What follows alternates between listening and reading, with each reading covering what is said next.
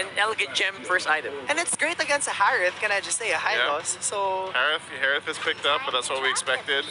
There you go. So like first phase, the biggest curveball here is probably the Gatakacha in the first phase. Yep.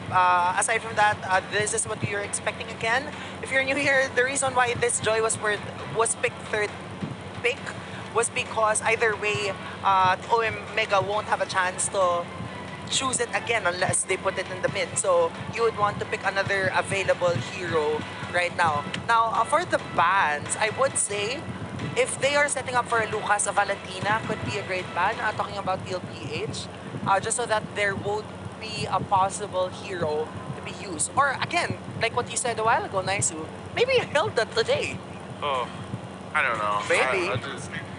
And I feel like at this point too, when you look at Tlph, every single lineup that they bring is like, how fast can we end this game? Yeah. Like that, and maybe that comes down to just, I don't know when we get to it, when we finally like get to the final week, when we break down like who's gonna get that first seeding, because then don't we start to get to the stats like average game times, all that stuff, and Tlph for me is one of the teams that has some of the quicker, quicker games out there. So that Hilda is going to be actually banned out. So Smart Omega is like, there's a possibility we don't want to deal with it. So maybe they're trying to beat a record, trying to slowest average game time. Yeah, maybe Hilda Glue will be banned out for OMG. I think there's a chance that the glue will be used. But this Yue, sorry, I've been associating I do the same. Yeah. I'm like, every single time the Sicilian's picked up, it's basically Yue. Yeah, sorry. Anyway, this Sicilian is a curveball in my opinion. Right now, still. Leaving the glue open might be a plan. Yeah, glue probably. Do they just take Valentina here? Like what do they put in the hands of here? Maybe Vexana. It feels like a Vexana game, to be honest. Yeah. But I almost feel like if they do Vexana, it's almost going to be a similar thing where it's like you have the Joy, and I know it's supposed to help with that, but you end up kind of panic using that Eternal Guard, and you lose that. Valen, yeah. I think Valentina. I'd like to see the Valentina instead. So at least you could take a couple of these ultimates already. Yeah. If you wanted to start a team fight, maybe a Glorious Pathway or the Feather Dare Strike. Yeah, great Valentina if ever. It's gonna be the Edith and the Vex. Okay. Still, why are we always like? Every time we think of Valentina, they go Vexana. I know. What is up today? Like the answer is literally what for the Joy, like for the isn't that Vexana? why? Yeah. The Vexana, like why is it the Vexana? Is it an immediate for counter? a possible counter engage if ever there's gonna be a high loss ultimate. And also this I would say if the Deathly Grasp were timed perfectly, this it would have been cancelled. Saves you from the pathway, yeah. basically. Okay. Cho was the last pick for Tlph. Cho. Smiles there, of course, for JP. So yeah, I don't know. We're gonna get a last look here, and I would still say I think I'm gonna go ahead and favor Tlph's lineup. Same.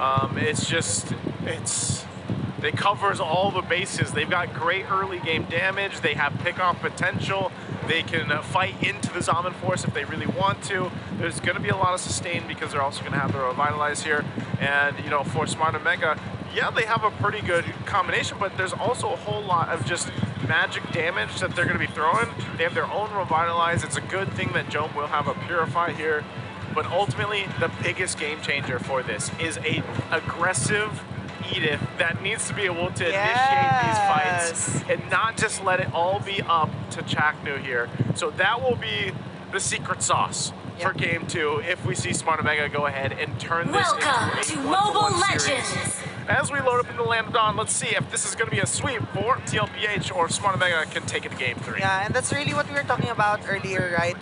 With the Infinix keys to victory, how the XP laners will be able to pave the way and lead the way for their roamers because, again, they play a very crucial role now that both JP and Chaknu are what we can consider set-up heroes. So maybe less for Chaknu and more for JP. So they do stand at the back line first before heading into a more dangerous positions in the front lines. I'm looking for maybe a... Oh! Wow. I thought Sanji got it, sorry. I'm looking for maybe like, I'm trying to reason out this Vexana pick. He just maybe wants to just throw a turtle guard from far away. Maybe that's gonna be it, basically. Try to just go back in after cooldowns are done. It feels like the instant reaction of most of our teams today whenever they see that Joy, and I don't know if it's right. And the fact that it's, Carl Tlph, he loves this Joy too. And Yes. if he gets a lead on it, he's even more aggressive. So they might look for that early kind of setup potential here now on the top side, or even if it just comes down to burning out some of the battle spells, that might be the best thing they can do. And again, he's 5-0 on the Joy, by the way, for Carl Tlph. Oh my And god. Oheb, 9-1, only losing once. Maybe this is... Yeah. It's like best pick scenario here Yeah. for TLPH. For Comfort Andorra, galore. Oh, they might initiate a fight there unless they call it off. Spot it out, so Sanford makes his way here now. Keeping your eyes on level 4s. Trying to get that level 4. Turtle's up, so Andorra will start it up. JP giving the information. Lewis and Chaknu are helping out. Oh. Luis going on the offensive here, trying to push back Carl Tlph, but you know what? He is back in the game. Andorra great on the Retribution, though, will be denying them access to that turtle, and they also get first blood.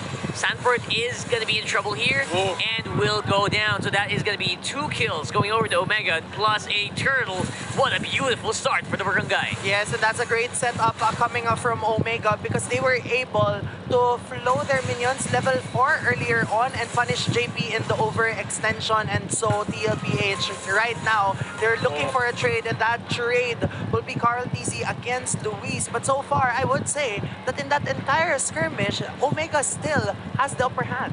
They have the upper hand, but again, they didn't have to go and give a kill over to Carl Tlph. Like, they didn't have to be all the way over there. They could have gotten that, the double kill, the turtle, and then backed off, gone back to lanes. You know, so that is a kill now in the hands of Carl Tlph. And yeah, he's going to go and try to catch up a little bit here against Andorra, who also got the double, which is great for him. Just like the previous game, he had those 2 early kills on the Ling. Hopefully he can maintain it because TLPH is always known for the macro play too. And that's what you have to watch out for. The last fight, JP didn't have the level 4, so he really wasn't able to go off for a pick-off potential, and he was clearly just giving vision over to TLPH. So they'll go ahead and wait, kind of reset things here. Oheb visiting the mid lane. Some extra damage. Wow, Good info and good damage coming in from Oheb here. Just basically the duo, Sanji and Oheb, playing around the Eternal Guard.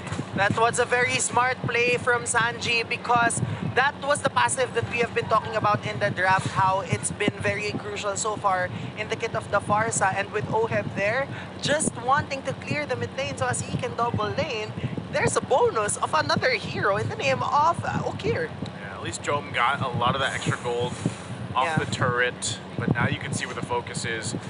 Also here on the top side, they're assaulting both fronts on the top side and the bottom. The turtle's up though, so they're going to get a position, and you see Oheb and JP making their way to join this fight. So TLPH might try to stall it out, and Dorio knows his buff is going to be up. So we can go ahead and focus on that. This one might be a little bit different now. This time that JP has level 4. Level 4. He's got the Way of the Dragon and the Flicker available. So they'll get in range for this. All right, they're trying very hard. JP, though, going in with the Way of the Dragon, goes straight for Louise. JP gonna fall, though, and will be traded with Shaknu. Turtle going over to Louise. No Retribution making a hit there. But look at that. Look at Andorra getting some really good shots into Sanford. That was a lot of team fight happening. One of the major team fights right now, 5v5, that we have seen in the matchup right now. But who got the upper hand there was OMG, because despite there being 2 Retribution holders, it was Luis that took the kill, the turtle rather. But now, what's been working so far for OMG is the fact that they have been waiting for JP to set up plays and then counter engaging from then on. So essentially, the meaning of this is that they have the kits to be able to turn the tides against them, considering fully well that they have Jom, they have Okir with the Deathly Grasp and Eternal Guard. So that's what they need to wait for. Those kinds of timings is what will lead to their victory against LPH. Okay. Possibly here, TLPH does feel like they're not really pushing the envelope too much. So that's a start for Omega. Yeah, they did take the orange buff, so Andorio's not going to have that.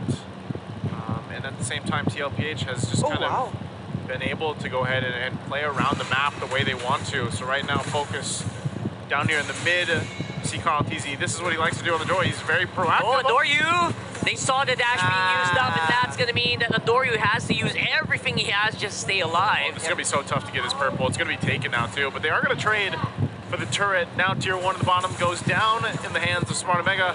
But another buff lost here for Andoryu. Wait, did he get it? Yeah, He did. Okay. I do think that that's the merit of having a Vexana in the lineup. We've seen JP try to set up, Sanford, set up that fight by the Glorious Pathway.